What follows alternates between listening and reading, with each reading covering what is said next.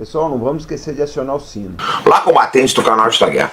No vídeo de hoje, nós vamos trazer, mais uma vez, aquele que eu considero um dos comentaristas internacionais mais experientes do Brasil, que é o Marcelo Favalli, da Jovem Pan. Já tive a oportunidade de fazer diversos trabalhos com ele.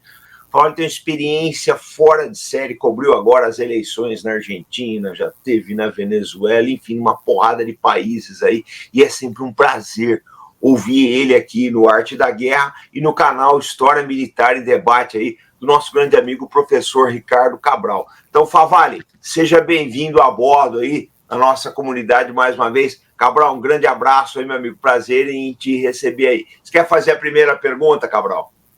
Eu estava comentando com o Favalli que a gente quase não tem assunto. Eu vou tentar aqui arrumar um assunto. Bem, eu acho que dentro do assunto mais comentado dos últimos, está no top trends, né, seriam aqueles ataques cibernéticos que Israel fez contra a liderança do Hezbollah por meio de pagers, né, que é um sistema de comunicação teoricamente menos fácil de hackear, mas eles fizeram uma operação que espantou todo mundo, né? Parece que eles interceptaram e conseguiram colocar explosivo. E acho que a avaliação que eu fiz inicialmente é que talvez matar meia dúzia de livros, foram 11 ou 12, parece que vai chegar a 20. Talvez não tenham sido nem mais tão importante, mas o que eles escolheram de inteligência, né? E aí, como é que você avalia essa operação do Mossad? Ricardo Cabral, sempre um prazer falar com você. O comandante Farinazzo, já criei laços de amizade com ele, de tanto que a gente troca figurinhas aqui sobre esses assuntos de segurança internacional. Cabral, comandante, vamos colocar todo mundo na mesma página? Eu acho que a gente fala para um público bastante amplo. Nós estamos falando de um caso que aconteceu na quarta-feira, dia 17, e parece enredo tirado daqueles filmes do James Bond, Missão Impossível, parece um enredo de ficção. Para quem não sabe o que aconteceu, eu vou colocar todo mundo aí, vamos fazer um cálculo raso de talvez 2.800 pagers. Para quem é nativo digital e nasceu depois dos anos 2000, é o pai do telefone celular. É um aparelho bem mais rudimentar em comparação com os smartphones que nós temos e que eles operam numa frequência de rádio. A frequência de rádio chega muito mais longe, mas ela leva menos informação. Então esses pagers, o pager de última geração, até onde ele foi fabricado no final dos anos 90, ele recebe ali alguns poucos caracteres. Então o aparelhinho toca e traz uma mensagem de no máximo 5 linhas. Qual é a vantagem de quem opera nas sombras? É um sistema de rádio, não pode ser interceptado, perdão, claro que a onda do rádio pode ser interceptada, mas não tem o que os celulares têm, que é aquele chip de geolocalização. Problema de uma liderança de um grupo tido como inimigo ou tido como terrorista e que está no alvo das agências de inteligência é que quando você tem esse SIM, né, que é o código para o chip do celular, é possível localizar com precisão de centímetros onde estão essas pessoas, fora a capacidade de grampear a ligação. Então, todo mundo que tem um celular, por exemplo, perdeu, você pode entrar aqui num browser de internet e localizar o seu próprio celular, fazer ele tocar, apagar as mensagens. Se você consegue fazer isso com o seu próprio aparelho, porque ele tem uma capacidade de localização, de precisão para você mesmo, que é o proprietário, agências de inteligência também têm essa capacidade de fazer essa interceptação. O pager deixa isso muito mais difícil porque o sistema é muito mais rudimentar. Colocado isso na mesa, eu fui atrás do fabricante destes pagers especificamente. Eu fui ver o que a imprensa oriental estava falando na quinta-feira do dia 18, comandante e Ricardo, e é o seguinte: pouquíssimas empresas no mundo, obviamente, continuam fabricando um produto de uma tecnologia que daqui a pouco vai completar 40 anos. Então, estes pagers em questão, eles eram fabricados, ou eles tinham uma patente de uma empresa em Taiwan, ali na região metropolitana da capital Taipei, uma empresa de pequeno para médio porte. E, obviamente, que a imprensa foi toda na porta ali para saber se eles tinham cooperado com esse tipo de sabotagem. Eles falaram, não, a tecnologia é nossa, mas a gente não fabrica mais aqui em Taiwan este modelo específico que está no noticiário. Quem o faz é uma subsidiária nossa, uma empresa para quem nós cedemos e vendemos a patente, que fica na Europa. E aí, por questões de segurança e por contrato, ele não deu mais detalhes, mas essa empresa, dona do aparelho, diz que não tem nada a ver com o caso. Por que eu estou falando isso? Porque a hipótese mais aceitável, e a imprensa ocidental, hoje é capa do The New York Times, da CNN americana, fontes ligadas aos serviços de inteligência, o Mossad de Israel, o Shin Bet também de Israel, disseram o seguinte, fontes anônimas que falaram com a imprensa americana, sim, houve um enorme planejamento, estes equipamentos foram interceptados entre a fábrica e os destinatários e foram colocados nestes aparelhinhos um device, né, quer dizer, um outro sistema, um outro componente, que é um explosivo plástico muito eficiente. Você precisa só de 13 ou 14 gramas de um explosivo plástico e um outro receptor de sinal de rádio, que é um detonador. Então foi assim que eles conseguiram detonar algo em torno de 3.000 pagers. E aí o pager, quem usa como se fosse um celular. Fica no bolso, fica num clipe ou no cinto da calça, ou você põe aqui no bolso da camisa. Então, quando aconteceu isso, por volta da hora do almoço, no horário de Brasília, já era a segunda metade da tarde no Oriente Médio, então esses 3.000, vamos pegar um número aproximado, entre 2.800 e 3.000 pagers, tocaram simultaneamente, receberam esse sinal, o hardware foi estressado, muito provavelmente a bateria também superaqueceu, mas isso não levaria à explosão do aparelho naquela proporção, mas este aquecimento da bateria acima do normal, o device, né, o receptor colocado para uma onda de rádio específica, fez com que talvez esses 12, 13, 15 gramas de explosivo plástico explodissem. E muita gente percebeu a mensagem, colocou o aparelho para ler e teve a explosão no rosto. Ou estava segurando na mão, eu recebi fotos de pessoas com as mãos amputadas, né, os dedos dilacerados. E quem não teve tempo de pegar, teve a explosão aqui na cintura, na altura do abdômen, ou no bolso da camisa, e tem estilhaços pelo tórax. Então, são confirmados aí uma dezena de mortos, são 2.700 feridos, e tem uma conta ainda aproximada de algumas dezenas em estado grave. Por isso que o professor Cabral falou que o número de vítimas pode acontecer. Então, voltando agora para a análise, eu contei o que aconteceu tecnicamente falando, agora para uma análise no campo de batalha, vamos chamar desse jeito, obviamente que algumas lideranças foram atingidas, pessoas X foram eliminadas, houve muito efeito colateral, muita gente foi atingida que não tinha nada a ver com essa história. Tem uma cena que rodou os noticiários do mundo inteiro de uma câmera de segurança num supermercado, né? De alguém que é atingido, cai com uma dor aqui, parece ser no fígado, na lateral do abdômen, mas as outras pessoas em volta também foram atingidas por estilhaços, que eram apenas consumidores que deram um azar de estar no mesmo supermercado, na mesma feira do que essa pessoa que foi atingida. E tem pelo menos já confirmado a morte de uma criança, que é de um deputado do Hezbollah. Hezbollah tem um braço político estabelecido, um partido, então tem deputados eleitos democraticamente pelo Hezbollah no Líbano, e uma criança, o filho de um deputado, viu o pager do pai tocar, foi pegar para levar para o pai e explodiu na mão da criança. Então, esses são, no cenário da guerra, chamados efeitos colaterais, né? Agora, o Hezbollah vai acabar por causa dessas 10, 12, 15 mortes e 3.000 feridos? Não vai, mas isso deixou o grupo muito vulnerável, né? Primeiro que tem uma humilhação pública, que eles foram vítimas de um plano muito bem arquitetado, que não foi feito no estalar de dedo do dia para a noite, né? É algo que tem uma cadeia, quem é o produtor, como é que se intercepta o carregamento na entrega, provavelmente garante que depois o aparelho alterado vai para as mãos das pessoas certas que têm que ser atingidas.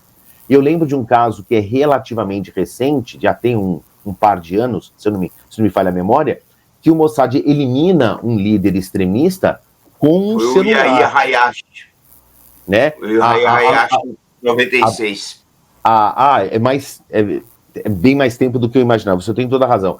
A bateria do celular dele foi alterada para um device com explosivo, enquanto ele falava, o telefone explodiu, né? Então, quer dizer, não é uma tática nova, mas o Israel nunca tinha feito, considerando que Israel tenha feito realmente, né? Porque Israel não assume publicamente o atentado, o ataque, a sabotagem, mas jamais ele tinha feito em tão larga escala e com tamanha eficiência. Então a gente chegou num outro momento de uma humilhação pública do Hezbollah, que promete uma retaliação, e talvez aí trazendo para o meu campo, né, dessa análise política, a gente tem a figura do Benjamin Netanyahu, que está se agarrando no poder.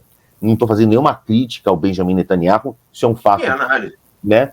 Ele está se agarrando no poder porque o futuro político dele é não ter futuro político, ele ainda está num estado de guerra, a faixa de Gaza já é um território terra arrasada, né? Ali praticamente essa guerra já está vencida, ela já está bem no trecho final, a incursão militar de Israel na faixa de Gaza. Agora, ele está abrindo outros flancos de guerra, né? No norte com o Líbano, está mantendo os americanos ali com seus porta-aviões e uma frota naval no finalzinho ali do Mediterrâneo para um apoio, e está tentando estender a guerra por mais tempo, porque ele mantém o estado de guerra, né?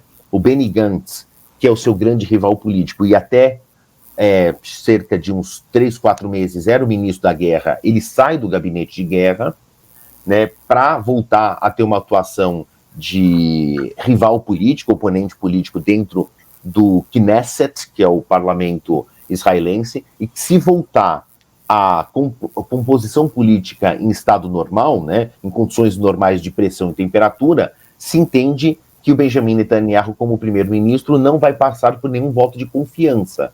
Ele vai desmontar a coalizão e aí ele vai deixar de ser primeiro-ministro. Se ele voltar a ser um cidadão comum, só em Israel tramitam 5 acusações de corrupção. Só que agora, nesse quase um ano de guerra, ele já foi acusado por crimes contra a humanidade em tribunais internacionais. Então, a vida política dele está muito complicada. Enquanto o gabinete de guerra estiver mantido, ele continua no poder. Então, a gente tem 2 análises aí, né? Do campo de guerra e do campo político. Perfeito. Não, Favalli, eu achei assim que você deu um painel fantástico para a nossa audiência aqui, um painel assim extremamente com cores vivas mesmo. Eu queria saber o seguinte, Favalli, porque eu já acompanhei algumas coberturas suas, assim, e assim, eu tô, por exemplo, os debates americanos, né, e eu sei que você vai fazer um trabalho maravilhoso aí com relação à cobertura das eleições dos Estados Unidos. Mas eu acho assim, como é que você vê entre um cenário e outro, né, Donald Trump ou Kamala Harris, a vitória de um ou de outro, que a gente ainda não sabe, está bem definido ainda, né? Tá muito. O pessoal fala, a Kamala subiu e tal, mas é complicado, né? Ainda mais a eleição americana, que é um colegiado, né?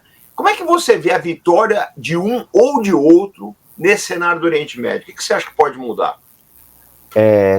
Comandante, vamos lá. A eleição realmente. Vou usar uma expressão que os americanos gostam muito quando se fala de eleição americana. Too early to call. Está muito cedo para a gente fazer qualquer prognóstico.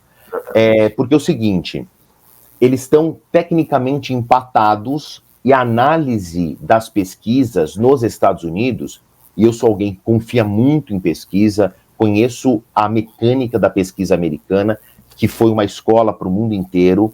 O Sierra College, por exemplo, que é uma universidade, né, um centro de ensino que fica em Nova York, se consolidou como um dos centros de pesquisa eleitoral para a presidência dos Estados Unidos mais confiáveis dos Estados Unidos e automaticamente do mundo. O Sierra College, eu vou pegar esse número, por exemplo, ele dá um empate técnico, mas não é tão simples a gente olhar esse número como é no Brasil, como foi na Argentina recentemente, como vai ser no Uruguai, que tem eleições esse ano também. Lá não é o voto absoluto, existe o peso dos estados que a gente chama de delegados, como o senhor falou, do colegiado. Um cenário muito provável é a repetição da vitória de Trump em cima de Hillary Clinton há 8 anos. que talvez Kamala Harris ganhe o maior número de votos absolutos, mas o Donald Trump se consagre vitorioso em estados que têm uma maior pontuação de delegados, que é o equivalente a deputados federais daquele estado, né? Então a gente tem que olhar, quando começar a eleição, esqueçamos Califórnia, que obviamente vai ser democrata, esqueçamos Nova York, democrata, esqueçamos o Texas republicano, a Flórida republicana. Quem vai mandar aí são os tais swing states, estados pendulares, mas em especial o que os Estados Unidos já há uns 10 anos chamam do cinturão da ferrugem, que era o grande centro de produção industrial dos Estados Unidos, fica na região dos Grandes Lagos, era o coração da indústria automobilística, principalmente.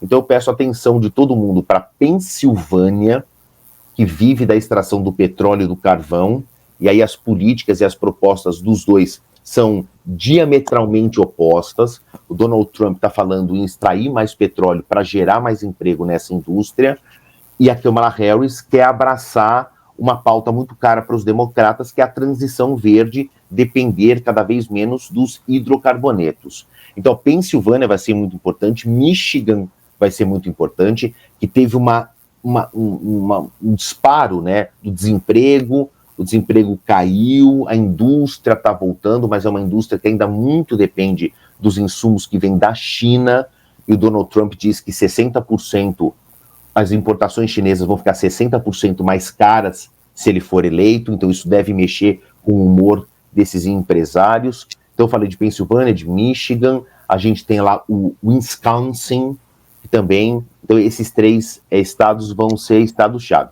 Daqui a pouco eu queria falar um pouco de economia americana, mas eu faço questão de responder a pergunta do comandante Farinazzo, que é o seguinte... Não, mas já pode emendar, se você quiser depois falar da economia também. O choque é teu, Fabio.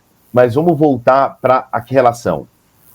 Existem 2 políticas muito diferentes e muito claras sobre a posição externa dos Estados Unidos, principalmente quando se fala em conflito. Acho que todo mundo tem um juízo de valor quando se fala de Donald Trump, mas uma coisa é inegável, o Trump ele não é um estelionatário eleitoral, ele cumpre o que ele prometeu, então ele fala e a chance dele cumprir é muito alta. Eu não estou fazendo nenhuma propaganda pró-Trump, eu estou comparando os 4 anos em que ele foi presidente. Em relação à política externa, ele já falou outras vezes e tem repetido. Esta posição dos Estados Unidos, depois da Segunda Guerra Mundial, de ser a polícia do mundo, é muito cara para o cofre do contribuinte americano, para o cofre público americano. Eu, presidente dos Estados Unidos, tenho que me preocupar com 330 milhões de americanos, não 6 bilhões e 770 milhões de habitantes do resto do mundo. O resto do mundo é problema do resto do mundo, eu preciso olhar aqui para dentro. Isso coloca em 2 situações diferentes que eu vou chegar. Quando se fala em guerra na Ucrânia, o Volodymyr Zelensky não está dormindo mais, né? Está tremendo, dizendo o seguinte: ele vai perder um aliado muito importante. Enquanto os democratas seguram esta bandeira americana, o grande bastião da liberdade, há uma frase que está no hino americano e que é repetida na Constituição, que nós defendemos a liberdade, nós, né, vamos nos opor aos tiranos e tudo mais. Então, os democratas parecem, né, na administração, numa eventual administração Kamala Harris, vão continuar apoiando a Ucrânia contra a Rússia. O Donald Trump já disse, aí a Ucrânia e a Rússia é problema deles. Não quero ter muito a ver com isso. Mas a pergunta do comandante foi sobre Israel e o Oriente Médio. Aí é um ponto fora da curva. Aí é outra exceção. Porque é o seguinte, a relação, né, a parceria Estados Unidos e Israel, ela é quase umbilical, né? Ela é simbiótica e histórica. Por conta, entre outras questões, a presença judaica ou hebraica dentro dos Estados Unidos, de costa a costa, né? A indústria cultural que fica na costa oeste, na Califórnia, são dos estúdios de cinema de famílias judaicas. Aí você atravessa o país, você vai para Nova York, os bancões são de famílias judaicas. O judaísmo e aqueles que vieram, não necessariamente quem professa a religião judaica, mas aqueles que saíram de Israel que se estabeleceram nos Estados Unidos, ou a história dos judeus expulsos de Recife que foram para Nova York, essa é uma cultura que ajudou a construir os Estados Unidos. Ah, mas não tem descendentes de ucranianos nos Estados Unidos? Claro que tem, em muito menor proporção, e que tem uma influência política, econômica e cultural muito menor. Então, independente do presidente dos Estados Unidos, Kamala ou Trump, esta ajuda a Israel vai continuar em nome de um inimigo comum, o extremismo islâmico, que também vitima americanos de tempos em tempos, e essa é a exceção. Agora, o resto do mundo, se Donald Trump for presidente, como ele mesmo já disse, é problema do resto do mundo. Quem também não está gostando nada dessa história, e já chamou o Trump para conversar, foi a OTAN, né? É o maior orçamento dado pelos Estados Unidos, mas eu também preciso pegar na memória, né, e chamar a linha do tempo da história, porque o artigo 5, se eu não me engano, é o artigo 5 da OTAN, que é a lei dos 3 mosqueteiros, né? Um por todos e todos por um. Se um país que pertence à OTAN é atacado, todo o conjunto se propõe a responder essa resposta militar. O artigo 5 só foi usado uma vez até hoje, desde a inauguração da OTAN, que é no pós-guerra, no pós-Segunda Guerra Mundial, que foi no 11 de 49. Obrigado, Cabral. Então, o artigo 5 aí, né, de todos nos juntarmos em nome de uma resposta comum, porque um dos nossos membros foi atacado, esse artigo 5 foi convocado uma vez só no dia 11 de setembro de 2001, que foi o grande atentado contra Nova York, a Pensilvânia, o Pentágono. Então, o Trump também não pode esquecer que ele paga mais na OTAN, porque entre todos os países aliados, historicamente, tirando nesse palco de guerra da Europa com ameaça de invasões da Rússia, os Estados Unidos sempre foram o principal alvo do resto do mundo, de extremistas, né, por causa da Guerra Fria. Então, a gente também não pode tirar da equação essa variável de que os Estados Unidos são um alvo potencial. Ele saindo da OTAN, o que eu acho muito pouco provável, mas diminuindo a participação dele da OTAN, porque o Trump pressiona, só eu pago esse volume de dinheiro, aumentem vocês aí os seus gastos militares na OTAN. Pode ser aí sim só um discurso, mas vamos ver. Agora é o seguinte, eu tô sem dinheiro aqui. Se eu tivesse, eu apostava. Que eu acho que o cenário eleitoral está pendendo para este cenário. A Kamala Harris ter muitos votos absolutos, isso é inegável, mas o Donald Trump acabar tendo maior participação nos estados que valem mais, e aí levando a eleição. Só que a estratégia de campanha deve ir nessa direção, né, Favale? Só que a gente tem um pouquinho menos de 50 dias. E aí eu gosto muito de 2 personagens que foram criados pelo Nelson Rodrigues, né? O Nelson Rodrigues usava na crônica esportiva para ele explicar como é que o Bangu tinha goleado o Flamengo, né? Como é que a ordem das coisas tinha sido invertida. É porque, segundo o Nelson Rodrigues, tinha entrado em campo o imponderável de Souza e o sobrenatural de Almeida. Então, até o dia 5 de novembro, podem entrar os 2 em campo, né? O sobrenatural de Almeida e o imponderável de Souza. E olha, tem um personagem novo na eleição. Parece pequeno no cenário eleitoral e político, mas pode fazer um estardalhaço. A diva pop da juventude chamada Taylor Swift. É uma das cantoras mais populares dos Estados Unidos e a coloca como uma das mais populares do mundo. Ela era muito meio apartidária, ela não tinha uma posição política em outras eleições, mas ela, neste momento, nunca foi tão famosa quanto ela é agora, e ela declarou apoio a Kamala Harris depois dela ter se sentido meio que ofendida da campanha do Trump, não necessariamente a campanha do Trump, não posso fazer uma acusação leviana dessa, ou apoiadores do Trump terem feito uma montagem com inteligência artificial dela vestida com o bonezinho do Make America Great Again. Ela falou, não, essa foto não é real, não é minha, e depois do debate, minutos depois do final do segundo debate, o único que participa, Kamala Harris, ela decreta apoio a Kamala Harris. Onde é o ponto da virada? A gente não pode esquecer que um dos verbetes do século XXI é engajamento. Engajamento nas redes sociais. E isso, ela tem uma enorme proporção, ela tem uma enorme força. Ah, mas o Donald Trump também age muito bem nas redes sociais, afinal, ele é um fruto da TV americana, de fato. Ele é uma máquina nas redes sociais.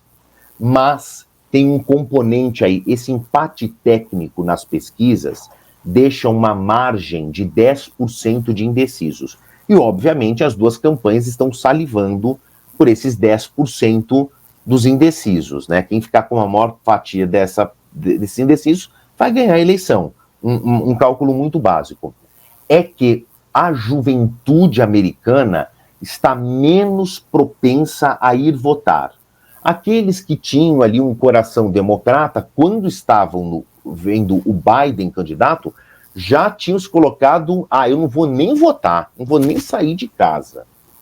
Então, a Taylor Swift pode mudar esta posição, primeiro, engajando os jovens adultos, que é uma conta que alguns institutos de pesquisa nos Estados Unidos já fizeram. São cidadãos entre 18 e 26 anos, que era uma margem que não estava muito interessado na política, ou porque é uma geração que não se conecta muito com o assunto, não está se interessando muito por esses candidatos. Entre esses jovens de 18 e 26 anos, os democratas eram os que estavam menos propensos a ir votar, e a Taylor Swift pode mudar esse jogo.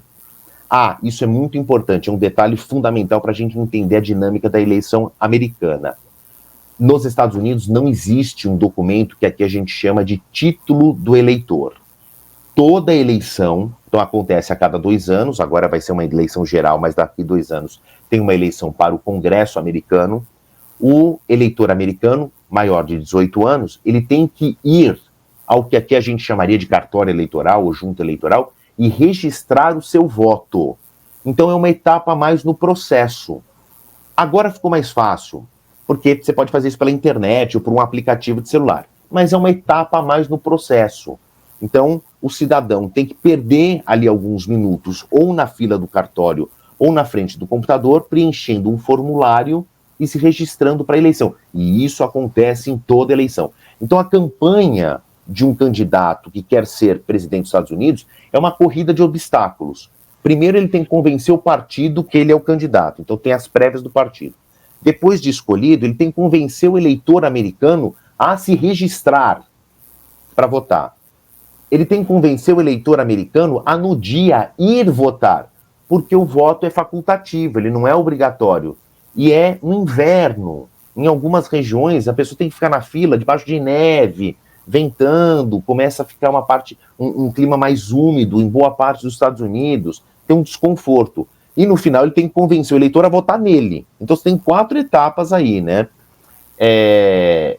E aí, como você tem uma parte desses jovens adultos ainda muito desconectada, muito desinteressada, um ídolo pop, uma diva pop vindo falar, venham comigo, isso pode mudar. Quando a Taylor Swift fala, estou apoiando Kamala Harris e vamos votar, em 2 minutos, o site que é o vote.org, né, vote.org, que só funciona nos Estados Unidos, obviamente, que é o sistema de registro, tinha recebido 36 mil registros de voto em 2 minutos.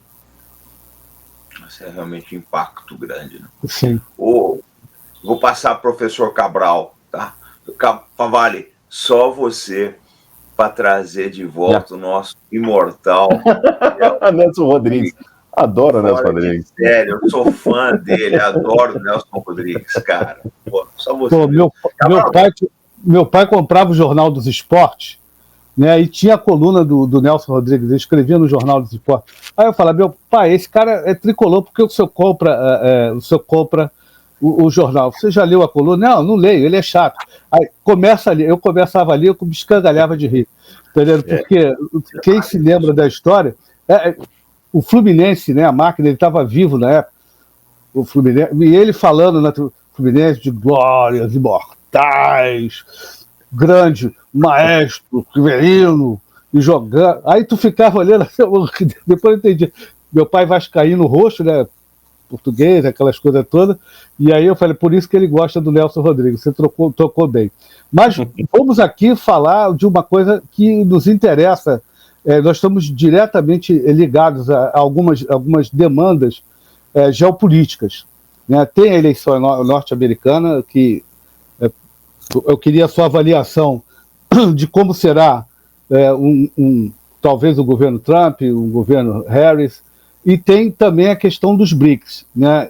Eu vejo cada vez mais, né, o Brasil ainda muito ligado ao Ocidente, vamos colocar assim, o eixo atlântico, né? Mas ele ligado ainda, ligado, mas ele se deslocando, né, aos poucos. E isso é independente do governo, que é o que me chama a atenção. Né? Tanto, agora nós temos um governo de esquerda, tínhamos um governo de direita, e eles indo em direção mais aos BRICS. Eu gosto de lembrar uma frase do Paulo Guedes. Paulo Guedes é ligado à economia norte-americana e etc., ministro da Fazenda da época. Se a Europa e os Estados Unidos não querem comprar da gente, a gente vende para a gente vai vender para a China, para a Rússia. E detalhe, na época que ele falou isso, a Rússia estava em guerra. E o presidente da época foi lá, né? Preciso de fertilizante. Então, se nós tivemos um presidente de direita que fez esse caminho, agora temos um presidente de esquerda que persegue ainda esse caminho, o que seria, em relação à política externa brasileira, como é que você como é que você vê esse movimento da gente ligado ainda ao Ocidente, mas cada vez mais nos focando, assim, eu acho que no interesse nacional, indo lá em direção aos BRICS e ao Oriente, né? Cabral, excelente pergunta, um posicionamento muito importante, principalmente para 2025, que a gente vai ter um cenário mais claro de quem é o presidente dos Estados Unidos. Mas nessa tua pergunta, a minha resposta, ela não vai variar muito se for Kamala Harris ou Donald Trump, presidente dos Estados Unidos. Tem duas frases que eu acho que são basilares. Um dia que eu escrever um livro sobre economia ou política externa, eu vou colocar 3 frases basilares para a gente entender política e economia que não estão em livro de teoria nenhuma. Primeiro, não tem almoço grátis. Frase número 1. Frase número 2. O poder não deixa vácuo. Se tem uma ausência de poder, isso não fica sozinho. Alguém vai tomar esse poder. E a frase que eu mais gosto: países não têm amigos, países têm interesses. E os interesses levam a aliados. E os aliados mudam conforme mudam os interesses, né? Isso também, se a gente colocar um pouco mais de sofisticação, eu vou voltar à escola de relações internacionais da Alemanha no século XIX, já era no final dos anos de 1800, ainda na administração do von Bismarck, que ele tinha um chanceler que disse algo como a Realpolitik, que dispensa tradução, né? A política real. Quando a sua ideologia vai perdendo força e você vai lidando com o realismo, quando você senta e cai no seu colo a bigorna da realidade. Então, o proselitismo vai sendo deixado de lado e o pragmatismo vai tomando conta do cenário. Então, vamos lá. Independente do presidente ser Donald Trump, republicano, ou Kamala Harris, democrata, a América do Sul não interessa para os Estados Unidos. Não interessa. A última vez que um presidente americano veio para a América do Sul foi o Donald Trump, né, no mandato, claro, anterior dele, há 4 anos, e ele fica 2 horas em Bogotá. E ele faz um discurso seguinte: estou aqui no nosso principal aliado na América do Sul, é a Colômbia, sendo o Brasil a maior extensão territorial, a maior população, a maior economia e a maior influência política. O Trump, não sei se sabe, mas alguém soprou isso no ouvido dele. Mas para aquela situação, a Colômbia sendo o maior parceiro dos Estados Unidos na América do Sul, aí a gente tem que voltar para os anos 90 e para os anos 2000, quando no governo Clinton começa a se desenhar uma situação e é colocada em prática no governo Bush, que é o chamado Plan Colômbia, que os Estados Unidos descarregam uma enorme volume de dinheiro e esforço em treinamento policial e militar para o combate ao narcotráfico. Então, a leitura das Américas abaixo do México para os Estados Unidos é: a América do Sul produz cocaína, a América Central atravessa a cocaína e vem ser consumida aqui na América do Norte. Então, a política que começa nos anos 90 é: vamos acabar com a produção no seu ponto de origem, que a gente diminui a extensão do negócio. E os Estados Unidos também sabem que, entre outros motivos, obviamente, mas por conta da dinâmica do narcotráfico, cria-se um corredor de pobreza, de medo, de miséria, de ameaça, que força milhões de imigrantes ilegais a atravessarem a fronteira do México com os Estados Unidos, causando problemas econômicos e sociais e até impactos culturais dentro dos Estados Unidos. Então, a visão para a América do Sul, América Central, nos Estados Unidos, grosseiramente é essa, Cabral.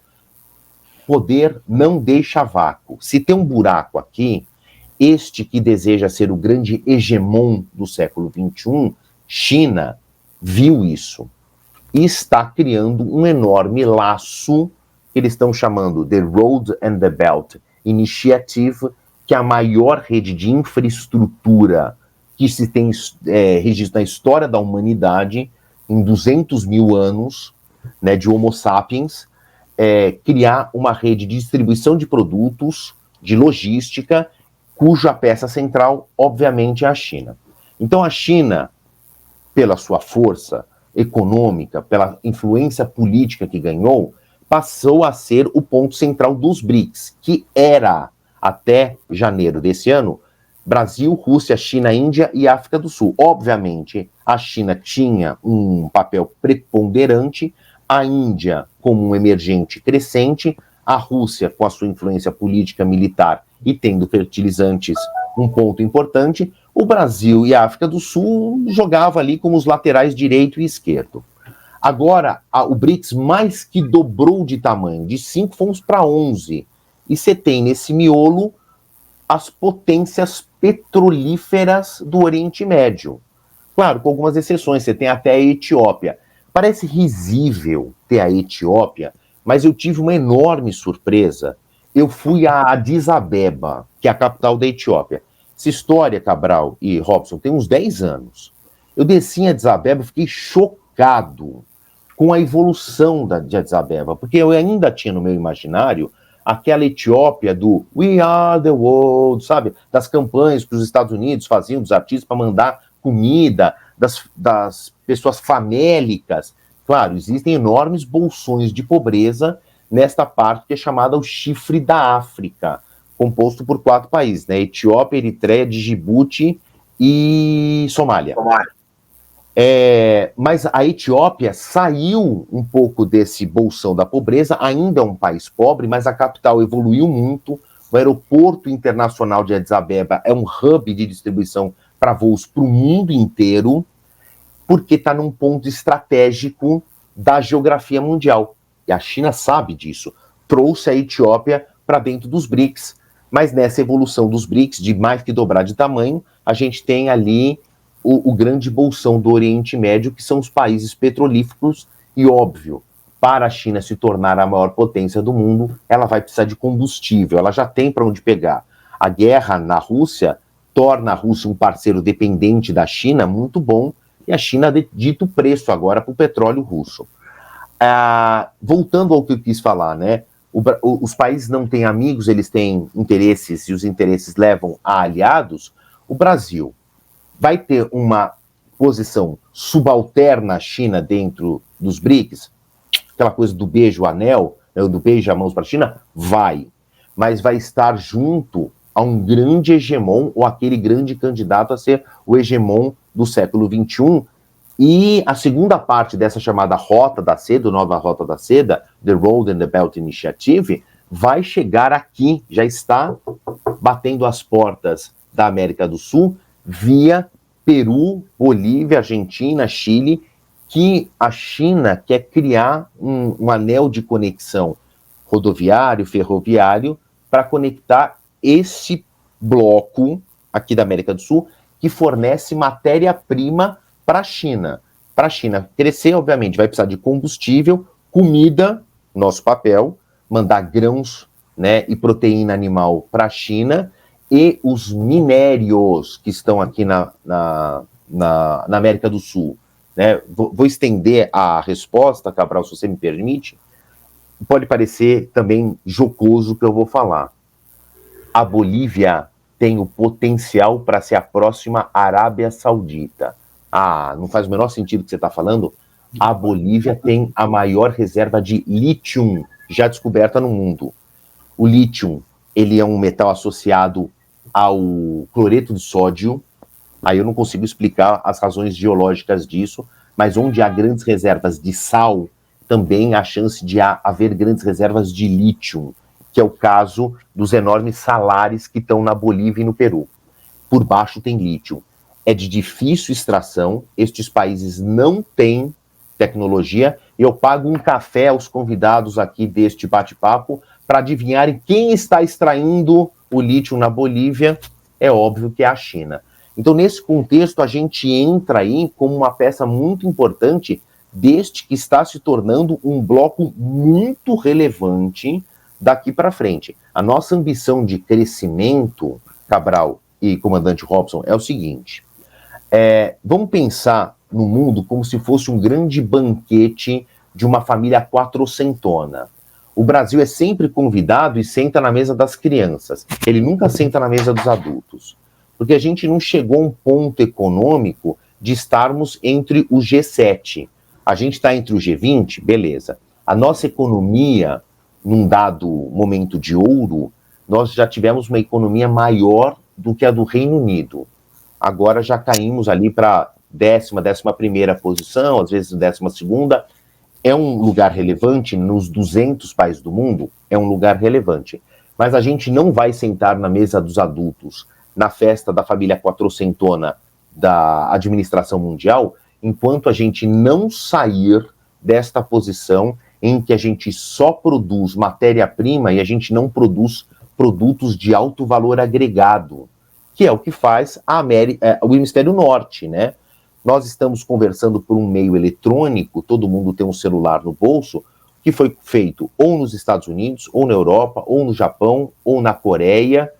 E mais recentemente, olhando para o sul global, a China está se tornando este país em que já está deixando de ser um centro manufatureiro, né, daquela indústria que só aperta o botão, recebe a patente e só monta, para ser um centro de produção de tecnologia, para ser um centro de desenvolvimento de pesquisas científicas, de exploração espacial, e aí passar a produzir produtos de alto valor agregado de patentes chinesas.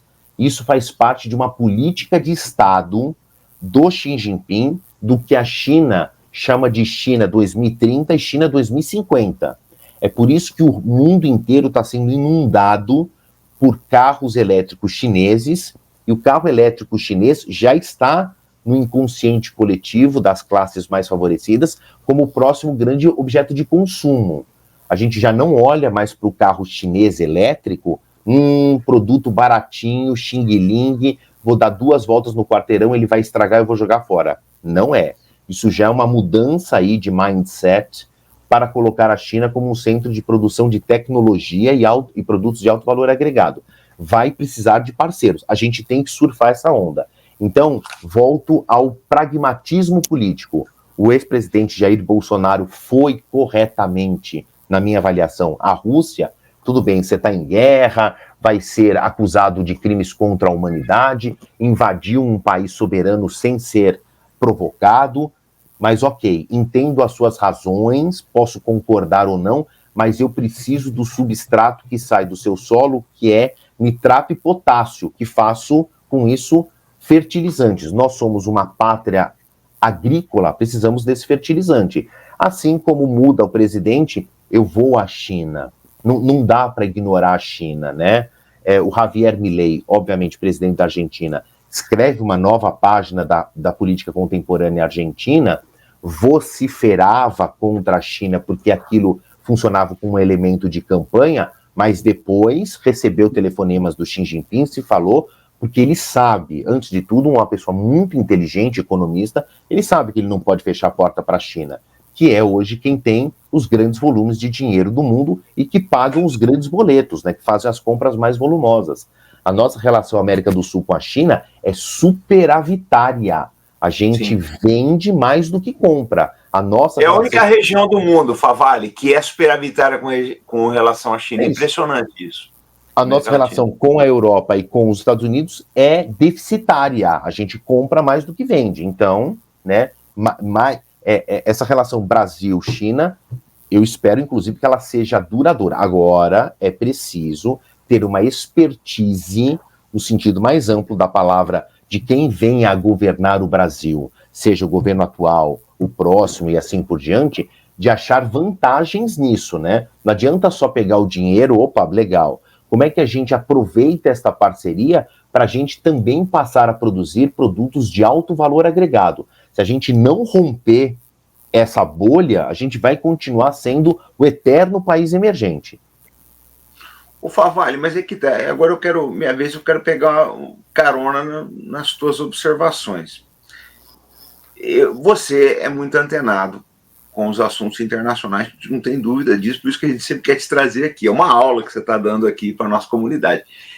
Mas, o Favale, você é exceção, não é a regra. Esse é que é o problema. Como é que você acha que a elite brasileira, na tua visão, como é que a elite brasileira, quando eu digo elite brasileira, eu falo políticos, eu falo juristas, eu falo diplomatas, eu falo grandes empresários, eu falo seus colegas da imprensa. Como é que você acha que a elite brasileira está enxergando o advento dos BRICS? Porque acho que já não dá mais para esconder o BRICS embaixo do tapete, né? Não dá. Eu converso muito com um professor, ele é um economista que eu respeito muito, o Roberto Dumas, vou até pedir licença para citá-lo aqui, e o Dumas ele é bastante crítico com essa relação dos BRICS, né? Ele fala que o Brasil se coloca com uma posição de subserviência à China e vai fazer parte de um conglomerado em que tem um líder muito claro, embora haja um discurso de participação igualitária, a presidência vai rodando, obviamente, o Banco dos BRICS é governado por alguém indicado pelo Brasil, ok, mas, obviamente, que ele tem o papel hegemônico, o papel de liderança absoluta é da China. Bom, tudo tem um preço, né, professor? Comandante, tudo tem um preço. É saber, quando eu falo que espero que os governos brasileiros tenham essa expertise, é saber dosar, né? Quais são as vantagens, ampliar as vantagens e conter as desvantagens. Hoje, não tem como, de novo, a gente ignorar a China e não tirar do nosso orçamento a venda de substratos agrícolas que a gente tem para a China. Mas também a gente tem que saber usar esses dividendos que chegam para a gente, como a nossa vantagem. Eu tenho um outro professor que também ajudou muito na minha construção acadêmica, o professor Leonardo Trevisan, da PUC e da ESPN, e ele viveu uma época na China e ele é um grande analista de China, na minha opinião, e ele me deu uma luz.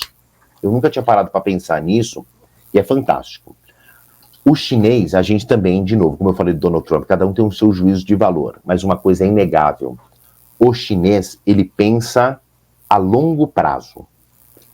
Então ele faz planos de gerações. A China que a gente viu aflorar no ano 2000, ela foi pensada em 1970. E quando se chegou no ano 2000, se criou o projeto 2030, China 2030, e no ano de 2020 eles lançaram o projeto China 2050. Eles estão sempre olhando uma geração para frente.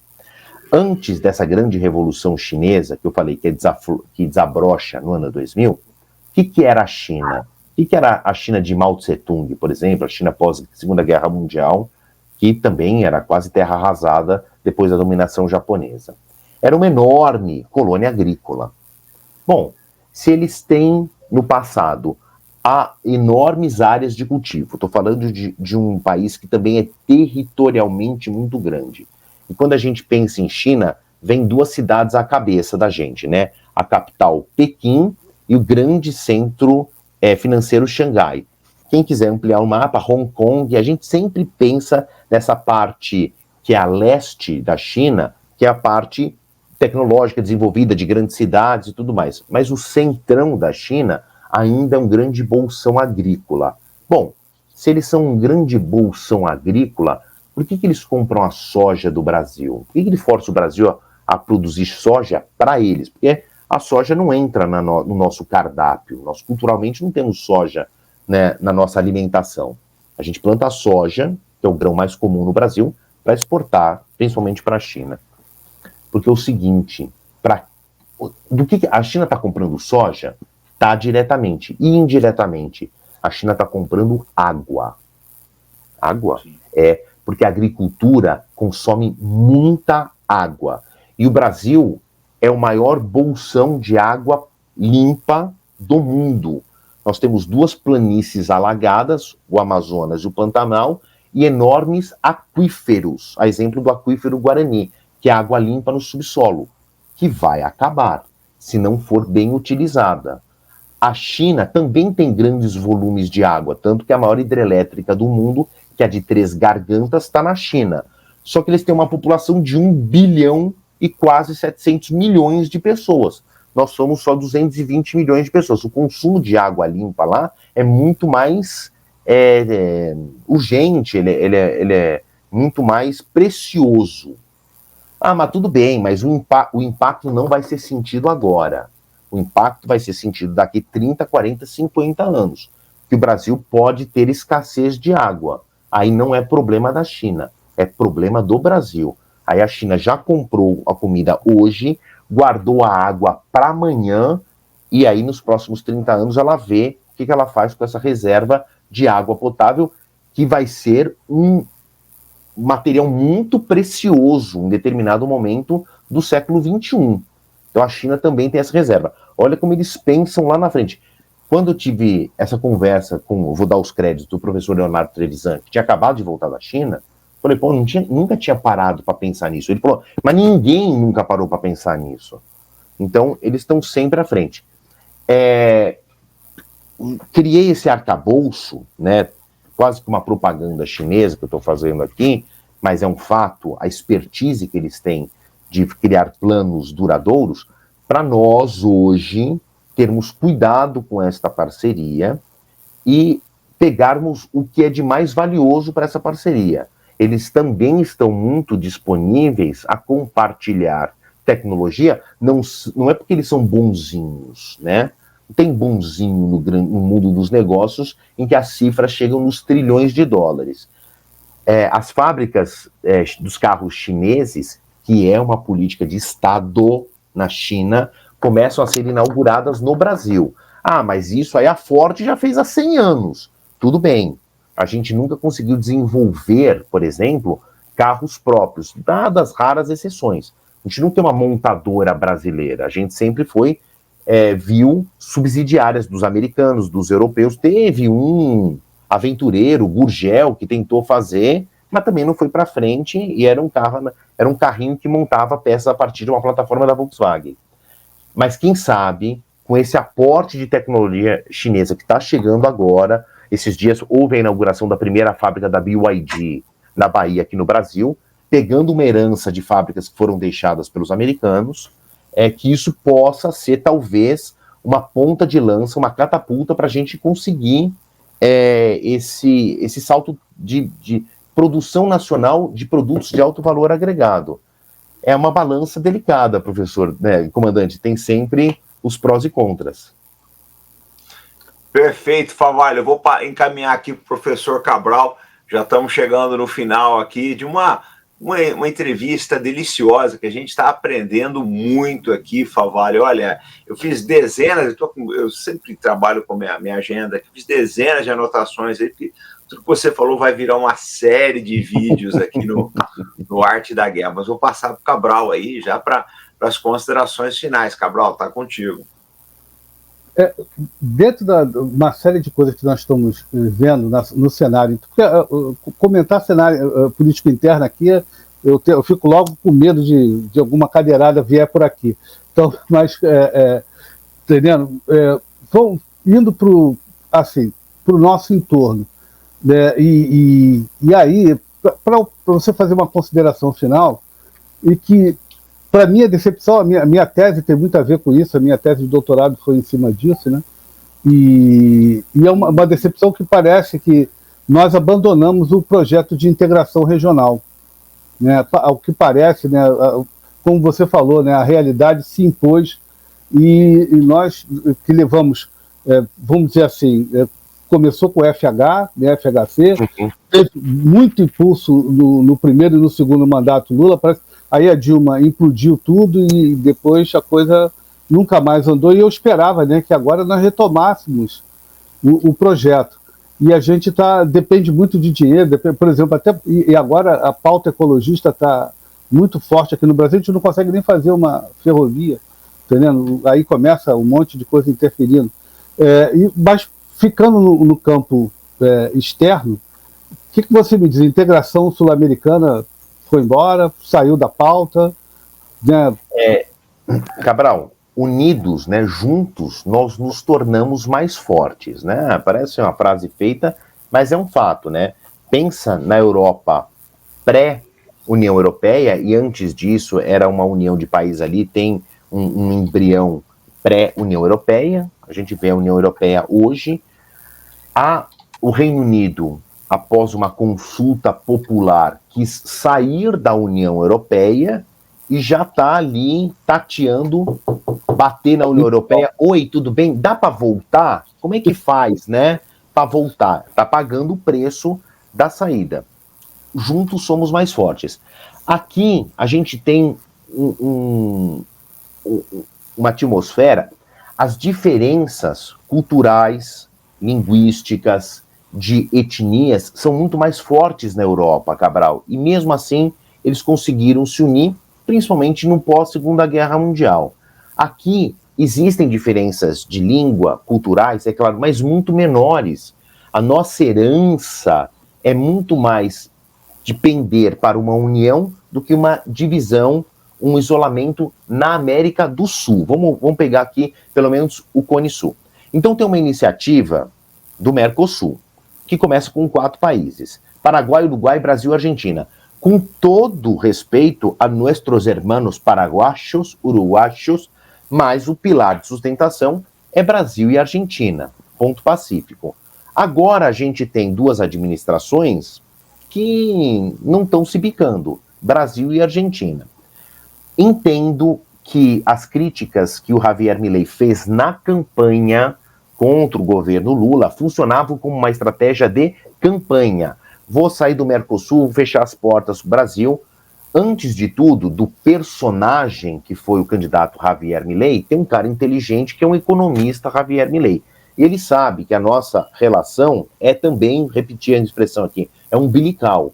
A indústria automobilística Brasil e Argentina, estou falando da Auto Latina, né, Volkswagen, Chevrolet principalmente, agora mais recentemente com as europeias, Renault, Peugeot e Citroën, elas precisam dessa troca de peças, que ora é produzida na Argentina, ora é produzida no Brasil, os carros são montados no meio do caminho e se comercializa, por exemplo, em São Paulo, você entra numa concessionária, você compra um carro, você tem certeza absoluta que ele foi produzido no Brasil? Não, ele foi feito em Córdoba, mas ele não entra como um carro importado aqui, você não paga uma alíquota de carro importado, por causa dessa relação do Mercosul, em especial Brasil e Argentina. Então, um exemplo só que eu estou dando, que é a indústria automobilística de carros leves, caminhões e ônibus, ela tem uma relação chave-fechadura com a Argentina. Isso pode ser quebrado, vai gerar um prejuízo gigantesco.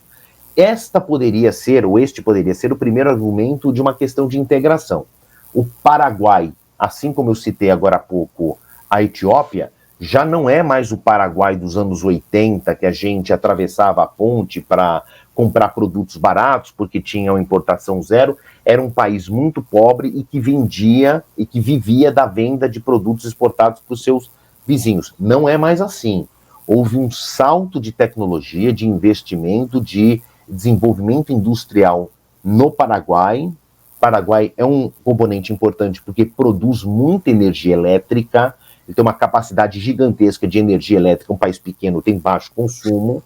Então, por exemplo, existe um pátio gigantesco, isso é uma coisa de 2 anos para cá, cresceu-se um pátio gigantesco no Paraguai de criptomoedas, criptoativos, que por mais que haja críticas em quem está nos ouvindo, é já lidado como uma forma de investimento por essas grandes corretoras. Os bancões já lidam com um investimento em criptomoedas. O Paraguai está aí, tem um pátio de mineração de criptomoedas. O Uruguai, que tem uma enorme colônia agropecuária, então quer dizer, a gente tem muitos recursos. Agora, subindo, a gente tem a maior reserva de petróleo do mundo na Venezuela, a maior reserva de cobre do mundo, que é o Chile, e a maior reserva de lítio e gás natural, que é na Bolívia. Olha os recursos que nós temos, mas não houve uma capacidade, uma vontade política unificada para a gente se unir. Mas aí também é culpa do todo? Tem culpas isoladas, né? Você tem um governo desastroso, que é o da Venezuela, você tem uma instabilidade política no Peru, que desde da ditadura do Fujimori, que termina no ano 2000, nós estamos em 2024, você tem, ainda não existe uma estabilização política. Você pega a lista de ex-presidentes do Peru que estão presos, ou que renunciaram, ou que foram empichados, você não tem uma estabilidade política. A Bolívia é uma bagunça, né? Então eu acho que ainda é um projeto que está muito na fase embrionária, Cabal, porque primeiro você tem que organizar as casas internamente, depois convencer uma vontade política unificada e colocar isso em prática. A Europa precisa de uma Segunda Guerra Mundial para fazer isso, né? Espero que a gente não chegue a tanto. Mas primeiro você tem que ter uma organização interna de cada país e depois uma vontade unificada. Acho que vai levar tempo. Obrigado, Favale. Obrigado. Perfeito. Favale, eu quero te agradecer aqui, tá? Mais uma vez, a sua disponibilidade conosco aqui. E eu acho assim, foi um evento onde nós aprendemos muito, nós somamos muito, você realmente conhece muito e tem experiência, né? Eu acho que são duas características sensacionais e que aliadas, né, te fazem aí como um dos maiores nomes do jornalismo internacional brasileiro. E eu, assim, eu tenho um orgulho muito grande, aí, o Cabral, a gente ter você aqui no nosso board aí, trazer você de vez em quando. Então, quero te agradecer, dizer que as portas estão sempre abertas aí, tá? E dizer o seguinte também, eu quero agradecer o Cabral que montou aí essa nossa entrevista e já fica um convite aberto para a próxima aí. Muito obrigado, gente. Só me chamarem, eu quero repetir os elogios. Eu aprendo muito com o comandante Farinaso, passei a aprender muito com o Ricardo Cabral, são fontes fidedignas minhas, a gente se fala com muita frequência publicamente, mas mais ainda em troca de mensagens. São dois camaradas aqui que eu tenho total confiança em buscar conhecimento. E falando em conhecimento, agradeço os elogios, mas eu acho que é isso que nós estamos fazendo aqui a partir do esforço dos senhores. O conhecimento só vale se ele for compartilhado, né? Não adianta você ter uma obra do Leonardo da Vinci e botar no seu cofre. Ela só vai ter valor se ela estiver na parede de um museu para que todo mundo possa apreciar. Senão o conhecimento não serve para nada se ele não for compartilhado. É sempre um prazer, cavalheiros. Vou estar sempre atendendo ao pedido de vocês. É só chamar que a gente se conecta aqui e bate um novo papo desse. Tá. Muito obrigado, gente. Muito obrigado. Um abraço para aí, Favale. Até a próxima. Até a próxima, pessoal.